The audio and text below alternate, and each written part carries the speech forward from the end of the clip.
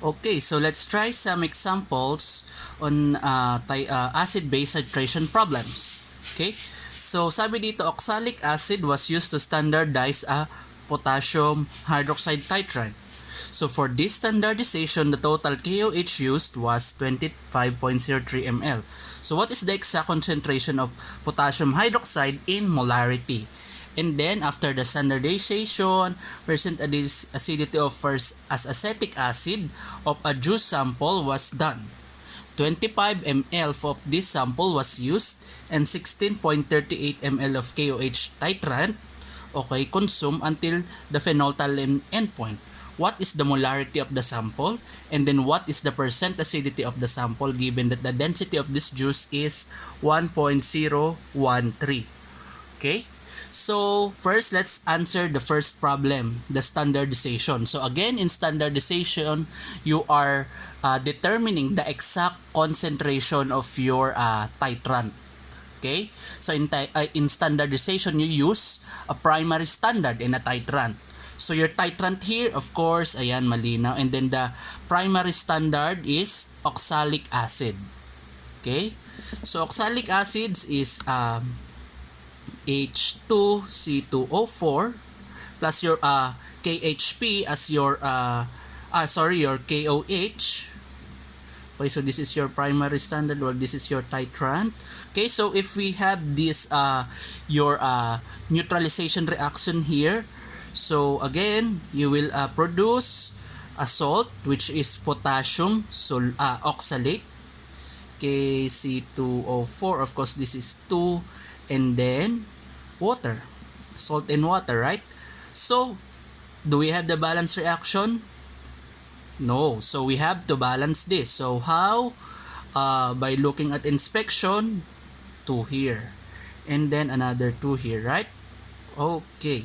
So, now we have a balance reaction. A balanced chemical equation. Okay?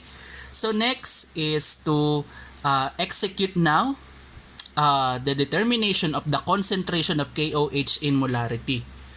Okay, so M in KOH. Okay, so moles per liter of solution.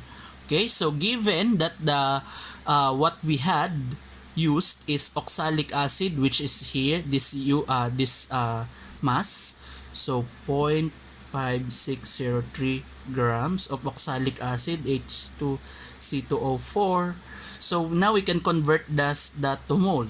Okay, so your oxalic acid is H2C2O4. We need your molar mass. So 2 times 2, 4. So 2 is 1.01, 12.01, and then 16.00. Okay, so this is 2.02, 24.02, and 16 times 4 is 64. Then the summation plus 2.02. So all in all, 90.04 grams per mole. So 90.04 grams per mole of your H2C2O4. So now we have your moles of oxalic acid. Next is to moles to equivalent moles of KOH using the stoichiometric ratio 1:2. So 1 mole of oxalic acid is 2 moles of KOH, right? So now we have the moles of KOH. Now what we don't have is the liter of solution. That's it. So 25.03. So if we convert that to liters, that would be just moving 3 decimal places to the left. So 0.02503 liters. So 0.02503 liters. So we cancel the units, arriving at the unit moles solute per liter of solution. So now let's perform the indicated operation here. So 0.5603 divide 90.04 times 2 divided by 0.02503. Okay, so that is now the molarity of your oxalic acid. Okay, so let's inspect how many significant figures do we need. So the given has 4 and then a 4. So 4 significant figures on the answer. Okay, 4972 molar.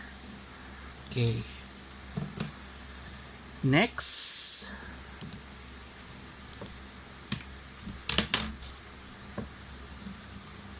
Next, let's answer the second problem. So the same titrant was used in the determination of acidity of this juice.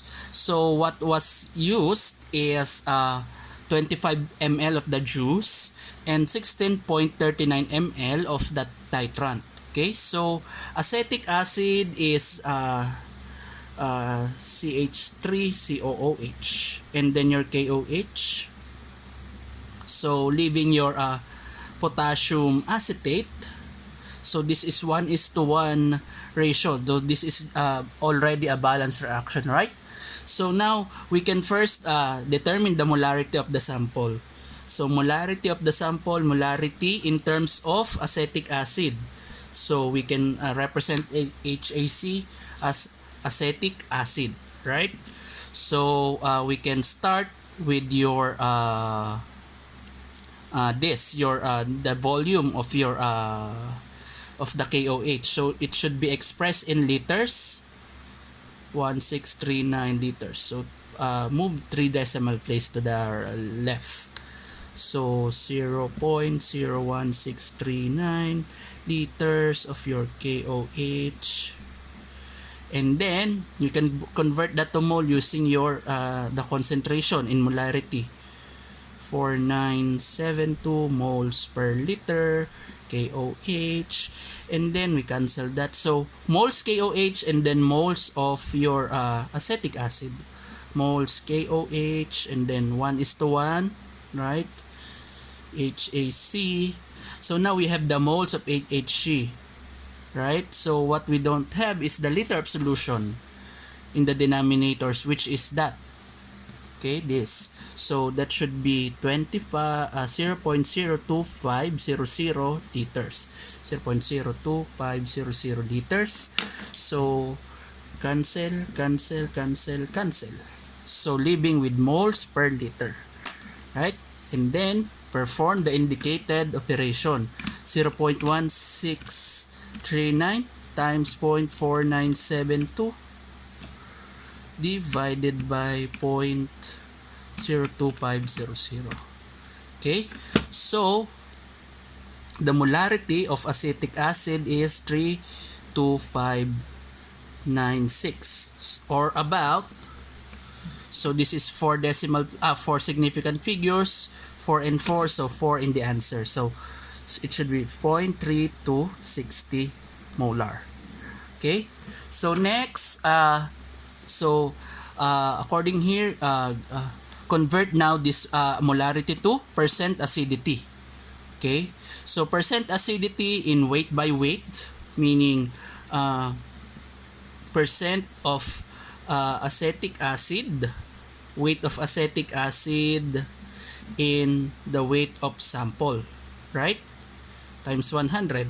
So we know your that you have your 3260 moles HAC liter of solution, right? So we can convert your liter of solution to grams, okay, using your density. Okay, so using your density, so you can convert first this to ml. So 1 liter is 1000 ml, and then now you can use 1. Okay, so that should be 1 ml, 1.013 grams per ml. Okay, so that's the density, right? Okay, so cancel. So now we have the weight of sample. Now we can convert this also, your acetic acid, to mass or to grams. So using your molar mass. So the molar mass of acetic acid is not yet given. So acetic acid is CH3COOH, right? And or C2H4O2. Okay, C2H4O2. C2H4, right? COOH. C2H4O2. So it should be 4 to 4, so 12 times 1.01, and then times 16.00. Okay, so that would be 24.02 plus 1.01 times 4 plus 2 times 16 for your oxygen. So that would be 60.06 grams per mole pure acetic acid. Okay, so now we have the unit of grams acetic acid per grams of sample. Alright, so that we had just to multiply it by 100 to make it on percent. Now let's perform the indicated operation. Divided by 1000 divided by 1.013 times 60.06 times 100. So that would be 1.93. So again, 4 significant figures. Okay, 1, 2, 3, 4, 1, 2, 3, 4, right? So 1.933%. Okay, so let's see some other examples on the next video. Okay, so let's try another example. So calcium hydroxide was used as a titrant for a certain titration experiment. It was first standardized with KHP, potassium hydrogen thalate, and 33.11 of this calcium hydroxide was consumed in this process. So what is the molarity of this titrant? So our titrant here is your calcium hydroxide, okay, and then your KHP is your primary standard or your acid here, right? Okay, so it should have 2 here, and so if this is 2, should have 2 here. So is this balanced already? Not yet. So 2 here, so we have to have 2 here. Okay, all right, so now we have a balanced chemical equation. Now we perform the problem solving, the solution. Okay, so again we are asked for the molarity of the titrant calcium hydroxide. Okay, so this is the base and then the acid. So starting with your KHP, given KHP mass of 0.9113 grams, and then your KHP, okay, and then the we can convert this using molar mass, so don't worry, the molar mass of KHP will be given. Okay, so the molar mass of KHP is 204.22 grams per mole. So now we have moles KHP, and then we can convert now that to moles calcium hydroxide using the stoichiometric ratio 2:1. So 2 moles of KHP will react with 1 mole of calcium hydroxide. Okay, so now we have the moles. Now what we don't have is the liter. That should be it.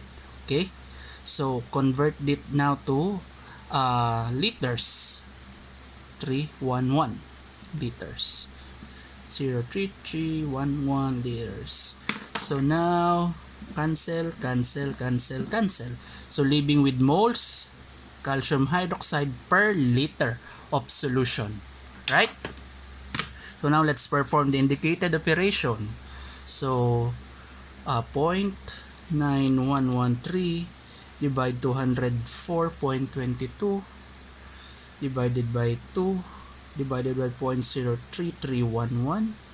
That would be 4 significant figures, 0.06739 molar, right? So that's the molarity, the exact concentration now of your calcium hydroxide. Now let's go to the second problem here. So the molarity of phosphoric acid in a sample was determined by titration with the same titrant above. So the sample received by the student is concentrated with phosphoric acid. Hence, he diluted 5 ml of it, of the sample, to a 50 ml ball flask. So this diluted sample was the actual sample used in the titrant, with 20.00 ml of this was titrated and consumed 39.05 ml of the titrant. So the titrant again is the calcium hydroxide. So what is the concentration in molarity of the diluted sample? And then what is the concentration of the original sample? So this make a sound confusing, but if we can just illustrate, right? So we can have an illustration for this. So according to the problem, so the original sample, okay, so for example, you have an original sample, so we get since the phosphoric acid here is concentrated, okay, so we get an aliquot of here, so 5 ml, and then the student diluted it to a 50 ml ball flask. So what do you mean by that? So he get that 5 ml here, put it here in this ball flask 50 ml, and then diluted it to volume, meaning the phosphoric acid now is diluted. Okay, so this is the diluted sample, and then so making sure that this is an homogeneous sample, so 20 ml was used of this for the titration, right? So the titration with 39.05 ml of your calcium hydroxide. Okay, so what we just need is the molarity in the diluted sample. So what is the molarity here, and then what is the molarity here, right? So what we can first calculate is this. So M in the diluted sample is this. Okay, so we can start with this 39.05 ml of calcium hydroxide titrant. So we can convert this to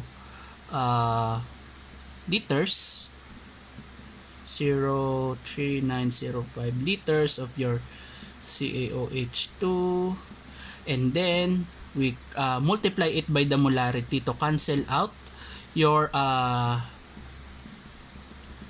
the liters. Now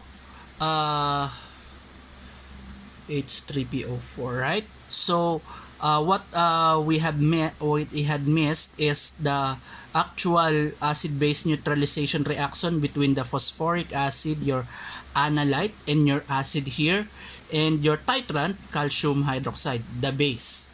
Okay, so what we produce is calcium phosphate, right? Calcium phosphate, and then water. Now balancing the chemical equation, so this should be 2 here, and then 3 here, and then okay, so that should be 6, right? So through inspection, okay, so anyway, what we need is these two ones, this relationship between your analyte and your titrant. Okay, so the stoichiometric ratio with 3:2, 3 moles of calcium hydroxide is equal to 2 moles of your phosphoric acid. Okay, so now what we have, what we don't have is the liter of solution to have this molarity, right? So molarity, liter of solution, that's it. Okay, because that's what the volume we use for this titration anyway. So right, okay, so converting that of course to liter, 0.02000 liter, right? So now we're done. Cancel, right? So moles liter. Okay, so now let's perform the indicated operation. So 0.03905 times 2 divide 3 divide 0.02. Okay, so the answer would be 1.302 molar. Okay, so again, this is for significant figures. Okay, so but this is just the molarity of the diluted solution. What's now the concentration in the original sample? So remember, so now this is it, 1.302 molar. Now, what relation we can use is your M1 or your C1V1 equals C2V2. So your C1 here is unknown, and then V1, okay, and then C2, and then volume 2, right? Because this is the final volume, initial and then final. Okay, so C1 V1 equals to C2 V2. That's it. So C1 equals C2 V2 over V1. So we know that C2 is your 1.032, volume 2 is 50 ml, and then 5 ml. Alright? So anyway, as long as we have both volumes of ml, so that's okay. So we even we convert that to liters, we both of that, we would still arrive at the same answer. Okay, so let's perform now the indicated operation. So 1 point, again, we can just start here, times 50 divide 5. Okay, so this is now the concentration at the original sample. Okay, so see how it was diluted, right? So actually this is a tenfold dilution, right? Okay, so I hope you learned and something by watching these exercises, these sample work problems. Okay, thank you for watching.